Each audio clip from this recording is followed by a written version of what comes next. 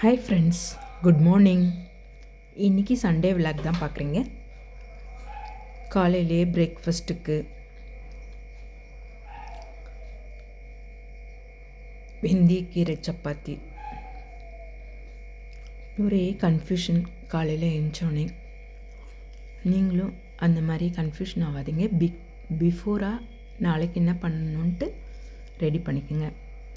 சடனாக காலையில் எழுந்து புலாவ் பண்ணலாமா, சப்பாத்தி பண்ணலாமா, ரைஸ் பண்ணலாமா, ஒரே கன்ஃபியூஷன். அந்த மாதிரி இல்லாமல் இன்றைக்கி சப்பாத்திக்கு மாவும் எடுத்து வச்சுட்டு கேரட்டெல்லாம் துருவிக்கிட்டு இருந்தேன், புலாவ் பண்ணலாமான்ட்டு. அப்புறம் சடனாக ஒரு ஐடியா வந்தது. வெந்தயக்கீரை சப்பாத்தி ரெடி பண்ணிவிட்டு முட்டை இருக்குது, முட்டை கிரேவி பண்ணிட்டா 2 in 1 ஆகிடும். கிரேவி ஆகிட்டா சப்பாத்தி ரைஸ்க்கும் 2 in 1 ஆகிடும். புலாவ் பண்ணால் அதுக்கு நெக்ஸ்ட்டு ஏதாச்சும் டிஃபன் ஐட்டம் எல்லாம் பண்ணணும். 2 in 1 ஆகிடும். அதுக்காகவே நான் சப்பாத்தி முட்டை கிரேவி கூடவே ஒயிட் ரைஸ் பண்ணிட்டேன்.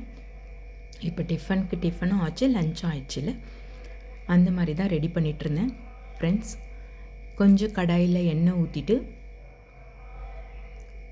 கொஞ்சம் நான் கிள்ளி வச்சுருந்தேன் வெந்தயக்கீரையை கொஞ்சம் எண்ணெயில் போட்டு ஃப்ரை பண்ணிவிட்டு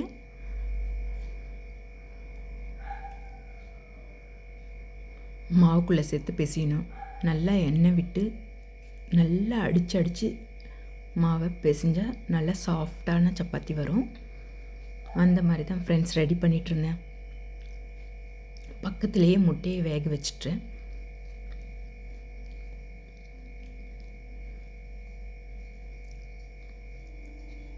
இந்த பக்கம் அரிசி ஊற வச்சுட்டு உலக்கி தண்ணி வச்சுட்டு சப்பாத்தி மாவில் வதக்குன வெந்தயக்கீரையை போட்டு ஆல்ரெடி உப்பு எண்ணெய்லாம் போட்டுட்டேன் மாவில். இப்போ வதக்குன வெந்தயக்கீரையும் போட்டு தண்ணி சேர்த்து நல்ல மாவு ஒன்று சேர பிசைஞ்சுக்கணும் ஃப்ரெண்ட்ஸ். இந்த பக்கம் சொன்னேன் பார்த்தீங்களா, அரிசிக்கு ஒலை காய வச்சிட்ருந்தேன்.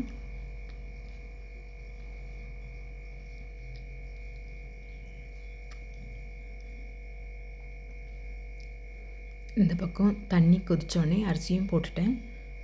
அந்த பக்கம் கிரேவிக்கு மசாலா அரைக்கிறதுக்காக வறுத்துட்ருந்தேன். 2 ஸ்பூன் ஆயில் விட்டு 1.5 ஸ்பூன் பெப்பர், 1 ஸ்பூன் ஜீரா, கொஞ்சம் அதுலேயே இஞ்சி பூண்டு பட்டை லவங்கம் சோம்பு எல்லாம் போட்டுட்டு ஒரே மசாலாவாக அரைச்சி முட்டை குழம்பு வைக்கலான்ட்டு ரெடி பண்ணிட்டு இருந்தேன். கொஞ்சம் தனியா 1 ஸ்பூன் தனியா போட்டுட்டு, காரத்துக்கு இதிலே வரமிளகாய் போடலாம், நான் வரமிளகாய் போடல. அப்புறம் குழம்பு வைக்கும்போது குழம்பு மிளகாய் பொடி போட்டுக்கலான்னு விட்டுட்டேன்.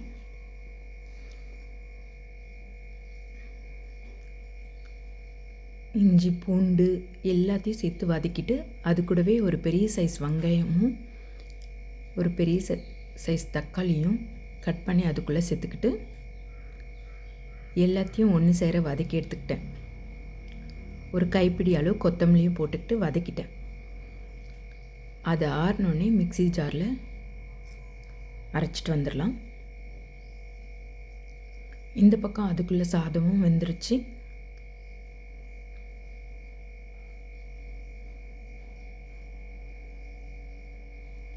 எல்லாம் நல்ல பச்சை வாசனை போகிற அளவுக்கு வறுத்துட்டு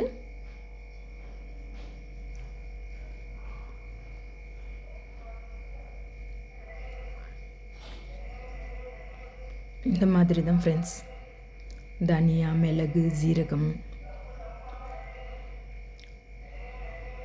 சோம்பு பட்டை லவங்கெல்லாம் போட்டு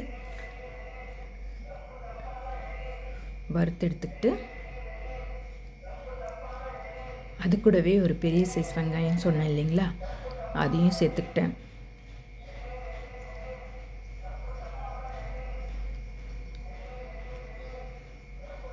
ஒரு 4-5 பூண்டு பல் அதுக்குள்ளே சேர்த்துக்கிட்டு ஒரு துண்டு இஞ்சியும் அதுக்குள்ளே சேர்த்துக்கிட்டு வதக்கிக்கிட்டேன்.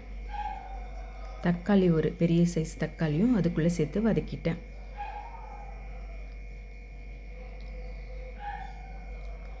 நீங்களும் இந்த மாதிரி மசாலா அரைச்சி குருமா ஒரு ட்ரை பண்ணி பாருங்கள் ஃப்ரெண்ட்ஸ். நம்ம நார்மலாக வெங்காயம், தக்காளி, இஞ்சி, பூண்டெல்லாம் போட்டு வதக்கிட்டு அப்புறம் காய்கறி இல்லாட்டி வெஜிடபிள் குருமா இல்லாட்டி நான்வெஜ் குருமா இல்லை முட்டை கிரேவி அந்த மாதிரி எல்லாத்துக்குமே நம்ம ஒரே மெத்தடை ஃபாலோ பண்ணுவோம். இந்த மாதிரியும் டக்குன்னு ஒரு டேஸ்டியாக செய்யணுன்னா இந்த மாதிரி மசாலாவும் அரைச்சி செஞ்சு பாருங்கள் ஃப்ரெண்ட்ஸ். நான் அப்புறம் ஒரு கடாயில் 2 ஸ்பூன் ஆயில் விட்டு ஒரு பட்டை 2 பட்டை 2 லவங்கம் கொஞ்சம் சோம்பு போட்டு கருவேப்பிலை போட்டு தாளிச்சிக்கிட்டேன். வெங்காயம் தக்காளி ஒரு வெங்காயம் ஒரு தக்காளி ஏற்கனவே நம்ம வெங்காயம் தக்காளிலாம் அதில் அரைச்சிருக்கோம்.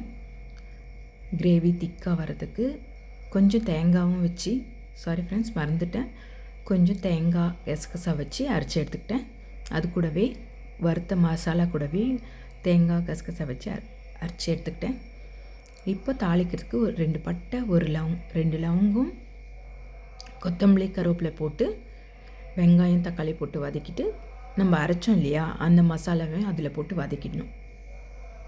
அப்புறம் முட்டை வேக வச்சுருந்தேன், அதை கீரி அதுக்குள்ளே சேர்த்துக்கிட்டு நல்லா குழம்பு நல்ல மசாலாலாம் அந்த எக்கில் ஏறுற மாதிரி பண்ணிவிட்டு இறக்கிட வேண்டியதான் ஃப்ரெண்ட்ஸ். நான் இந்த பக்கம் அர்ஜென்ட்டாக இந்த ரைஸும் பண்ணிவிட்டு இந்த பக்கம் கிரேவி பண்ணிவிட்டு இப்படி தான் ஃப்ரெண்ட்ஸ் போயிடுச்சு. சண்டே பிரேக்ஃபாஸ்ட் லன்ச் 2 in 1 பண்ணிவிட்டு அப்புறம் காலையில் மீதி இப்போ சம்மர் வந்துடுச்சு. நம்ம வின்டருக்கு யூஸ் பண்ணியிருந்த உள்ளன் கிளாத்து உள்ளன் இதெல்லாம் வாஷ் பண்ணி வெயிலில் காய வச்சு எடுத்து வச்சிடலாம். இனிமேட்டு காட்டன் தான் யூஸ் பண்ணணும் friends. Cotton wears dark colours அதெல்லாம் யூஸ் பண்ணாமல் லைட் கலர்ஸ் நல்லா தண்ணி குடிக்கிறது, சம்மருக்கு என்னென்ன வெஜிடபிள்ஸ் யூஸ் பண்ணி சமைக்கணுமோ அதெல்லாம் பண்ணுங்கள் ஃப்ரெண்ட்ஸ். இந்த நீர் காய்கறிகள்னு சொல்லுவாங்கள்ல அதெல்லாம் சம்மரில் நல்லா குக் பண்ணி சாப்பிட்டிங்கன்னா இந்த சம்மரில் வர இந்த ட்ரைனஸ் ஸ்கின் ட்ரை ஆகிறது அந்த மாதிரி இல்லாமல் நல்லா நம்ம ஸ்கின்னை நம்ம க்ளோவாக வச்சுக்கலாம். இந்த பாருங்கள் ஃப்ரெண்ட்ஸ், இந்த பக்கம் முட்டை கிரேவி ஆகிடுச்சு. இப்போ நான் இந்த பக்கம் சப்பாத்தி உருட்டிகிட்டு இருக்கேன். அதை தவாவில் போட்டு எடுத்தோன்னா லன்ச் அண்ட் பிரேக்ஃபாஸ்ட் ரெடி.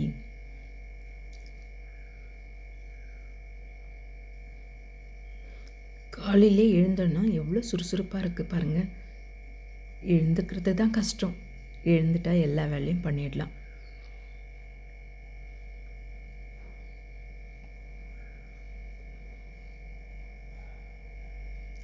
அப்புறம் பசங்க சண்டேனா கொஞ்சம் எல்லோரும் ரெஸ்ட்டு தான். பசங்க எல்லாம் ரெஸ்ட் எடுத்துகிட்ருப்பாங்க. அதுக்கப்புறம் நம்மளும் அவங்க கூட ஸ்பெண்ட் பண்ணுறதுக்கு டைமும் கிடைக்கும் ஃப்ரெண்ட்ஸ். இந்த மாதிரி தான் என் சண்டே விளாக் போச்சு ஃப்ரெண்ட்ஸ். நீங்கள் எப்படி பண்ணீங்கன்னு சொல்லுங்கள் ஃப்ரெண்ட்ஸ். Thank you friends. இந்த பக்கம் 2 பக்கமும் சப்பாத்தி திருப்பி போட்டு கொஞ்சம் ரோஸ்ட் ஆனோடனே அப்புறம் ஆயில் ஸ்ப்ரே பண்ணிவிட்டு சப்பாத்தி போட்டு எடுத்துட்டேன்.